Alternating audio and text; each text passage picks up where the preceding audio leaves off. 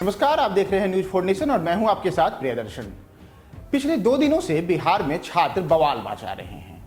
चाहे पटना हो, छपरा हो, बक्सर हो, मुजफ्फरपुर हो, नवादा हो, नालंदा हो या किसी भी क्षेत्र का आप नाम ले लें, हर जगह छात्रों का गुस्सा रेलवे के ऊपर उठता है।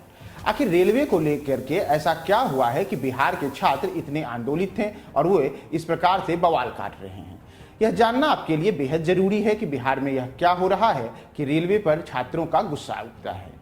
दरअसल यह पूरा का पूरा जो छात्रों का गुस्सा है उसका कारण है रेलवे की एक परीक्षा।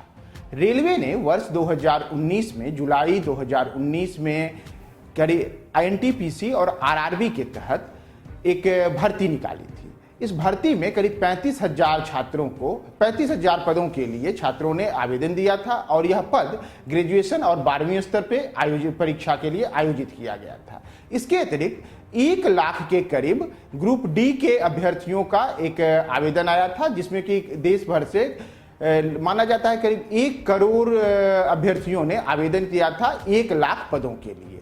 इसमें ग्रुप डी की परीक्षा होनी शेष है, जबकि आरआरबी और एनटीपीसी के तहत जो 35,000 पद थे उसकी परीक्षा हो चुकी है और इसी का रिजल्ट पिछले 15 जनवरी 2022 को आया था, जिसके बाद से पूरे बिहार में छात्रों का गुस्सा 7वें आसमान पर पहुंच गया है। तो आइए हम आपको बताते हैं सिलसिलेवार तरीके से कि आखिर ऐसा क्या हुआ है जिस कारण से बिहार के छात्र गुस्से में हैं और उनके निशाने पर सीधे सीधे पूरा का पूरा रेलवे महकमा है।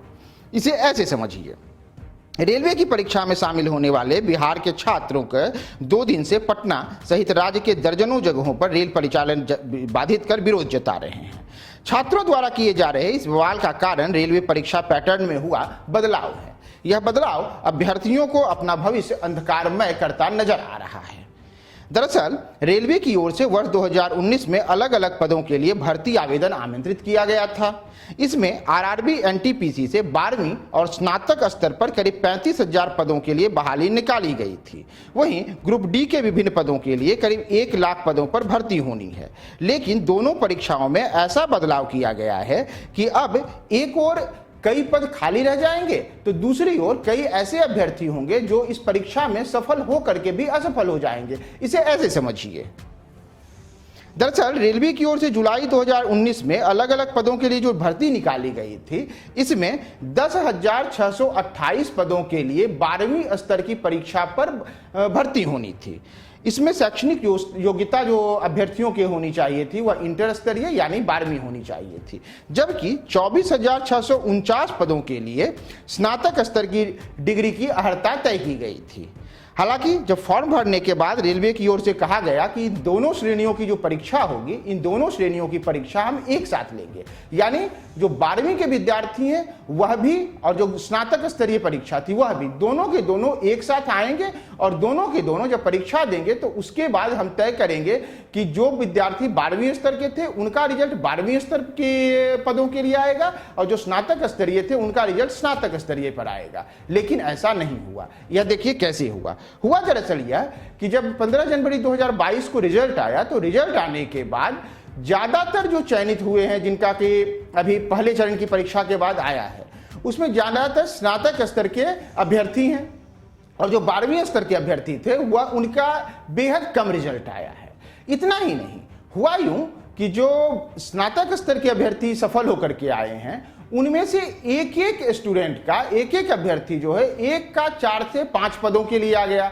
यानी कि एक ही आदमी का स्टेशन मास्टर के लिए भी आ रहा है तो उसी का गुड्स गार्ड के लिए भी आ रहा है, उसी का टिकट कलेक्टर के लिए भी आ रहा है तो उसी का टीटी के लिए भी आ रहा है, वही बुकिंग क्लर्क भी बनेगा। यानी कि एक आदमी को रेलवे ने 5 जगहों पर कह दिया कि आप 5 जगहों के लिए चयनित हो गए हैं, जबकि जब वह फाइनल राउंड के बाद जब उसका चयन होगा तो उसे कोई 1 पद मिलेगा, यानी 4 पद खाली रह जाएंगे और 1 पद पर 1 आदमी आएगा। जबकि दूसरी ओर जो लाखों लाख अभ्यर्थी जो कि यहाँ पर परीक्षा में शामिल हुए थे वह उनको पहले राउंड में ही निकाल दिया गया है। तो छात्रों का मूल यही कहना है कि आप आखिर ऐसी कौन सी परीक्षा आयोजित कर रहे हैं और यह कौन सा रिजल्ट देने का पैमाना है कि 1 को आप 5 जगह दे रहे हैं और उसके बाद 5 वो एक जगह जाएगा, तो पूरा का पूरा 4 पद खाली रहेगा और एक आदमी एक जगह पे चला जाएगा। इसी को लेकर के विद्यार्थियों का यह गुस्सा उठा है, बवाल उपजा है, और उनका कहना है कि अगर एक ही अभ्यर्थी 5 जगह चयनित है तो अंततः तो वह एक ही पद पर जाएगा। ऐसे में एक और हजारों सीटें रिक्त रह जाएंगी, तो दूसरी ओर कई छात्रों का भविष्य अंधकारमय हो जाएगा। छात्रों का कहना है कि एक छात्र को एक जगह सफल माना जाए तो उससे 5 जगह सफल दिखाकर परेशानी बढ़ाई जा रही है। इसी का विरोध करते हुए पिछले 2 दिनों से पूरे बिहार में जो रेलवे अभ्यर्थी थे, जो उन्होंने परीक्षा में शामिल हुए थे या जो तैयारी करें, वो सब के सब अभी विरोध पे उपजे हैं। जबकि दूसरा एक और पहलू है, वह है ग्रुप डी की परीक्षा। दरअसल ग्रुप डी की परीक्षा 23 फरवरी को होनी है, और 23 फरवरी से ठीक 28 दिन पहले यानी कि कल 24 जनवरी को यकाएक दोपहर में रेलवे की ओर से कहा गया कि ग्रुप डी की जो परीक्षा होगी अब उसमें लिखित परीक्षा 2 चरणों में होगी, यानी मेंस और पीटी के तौर पे होगी। तो पहले ग्रुप डी के जो रहेंगे अभ्यर्थी वह 2 परीक्षाएं सफल होंगे और उसके बाद उनको एक दौड़ कंप्लीट करनी है। 1 किलोमीटर की दौड़ को उनको 4 मिनट 15 सेकेंड में सफल तय करना है। बाद में उन्हें 40 किलो वजन लेकर के दौड़ना है और उसके बाद मेरिट में उनका जाएगा। जबकि अगर देश में देखा जाए तो चाहे रक्षा हो, बैंक हो, स्वास्थ्य हो, शिक्षा हो या राज्य एवं केंद्र सरकार के अन्य ग्रुप डी की परीक्षाएं हैं, उन तमाम परीक्षाओं में कोई भी ऐसा नहीं है जिसमें कि इस प्रकार के 2 चरणों की परीक्षा होती है।